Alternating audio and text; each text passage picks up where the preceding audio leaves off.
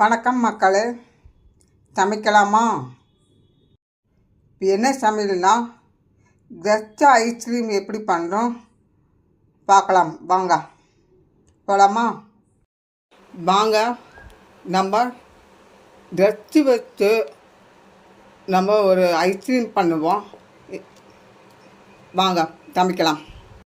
First பால் காய்ச்சிடுங்க. பால் பொங்கிடுமா வச்சு இந்த கெஸ்ட்டுங்கன்னா இந்த வறுக்கு ரொட்டி சொல்லுவாங்க, அந்த ப்ரெட்டு இது நம்ம பால்குள்ளே போட்டுக்கோங்க. நல்லா ஊறிக்கும். நல்லா அப்படியே கைக்குள்ளே கீழே விடாமல் நல்லா கலரி விட்டுங்க.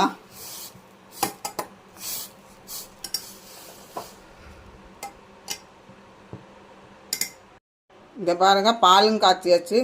இந்த கெஸ்ட்டு வந்து கொஞ்சம் 5 நிமிஷம் ஊற வச்சிங்கன்னா இந்த நல்லா கரைஞ்சிடும். அடுத்து நம்ம என்ன பண்ண போகிறோம் பார்க்கலாம். பாருங்க, பாதாம்,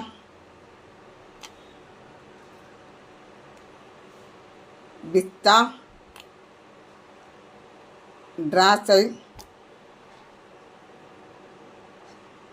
முந்திரி, பேரிச்சம்பழம் இதெல்லாம் வந்து ஒரு 10 நிமிஷம் ஊற வச்சுருங்க. கொஞ்சம் சக்கரை போட்டுக்கோங்க. கொஞ்சம் இனிப்பு போட்டிருக்கு, உங்களுக்கு தேவையான அளவுக்கு போட்டுக்கோங்க. கொஞ்சம் சக்கரை போட்டு நல்லா ஆற வச்சு மிக்சியில் அரைச்சி வச்சிடலாம். இந்த மாதிரி நல்லா அரைச்சி வச்சாச்சு.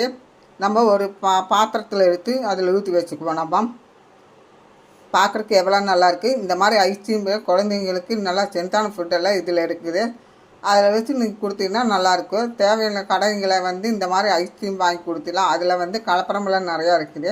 நம்ம இயற்கையாகவே வீட்டில் இந்த மாதிரி செஞ்சு கொடுத்தீங்கனாலாம் நல்லா சாப்பிட்டுக்கோ. அது ஒன்றும் தெரியாது, அது வந்து ஐஸ்கிரீம் சாப்பிட்ற மாதிரி தான் தெரியும். இந்த மாதிரி பண்ணி கொடுங்க குழந்தைங்களுக்கு. பெரியவங்களும் சாப்பிடலாம். எல்லாம் குழந்தைங்கலேருந்து யாரோன்னு எல்லாம் சாப்பிட்டுக்கோங்க. இந்த மாதிரி ஒரு பாத்திரத்தில் எடுத்து வச்சுக்குவோம். பாருங்கள், ஏதோ ஒரு பாத்திரத்தில் எடுத்து ஒரு ஊற்றி வச்சுக்கோங்க. ஒரு பாத்திரத்தில் எடுத்து வச்சாச்சு. அது மேலே பாதாம் பிஸ்தாவும் மேலே குருவி போட்டுக்கோங்க.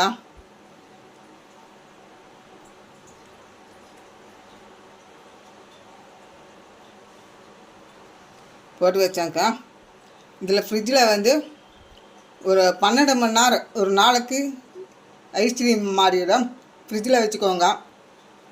ரொம்ப வெயிட் பண்ணுவோம். வாங்க ஃப்ரிட்ஜில் வச்சிடலாம். ஐஸ்கிரீம் ரெடி ஆகிடுச்சு. பார்க்குறதுக்கு எவ்வளோ நல்லா இருக்குது.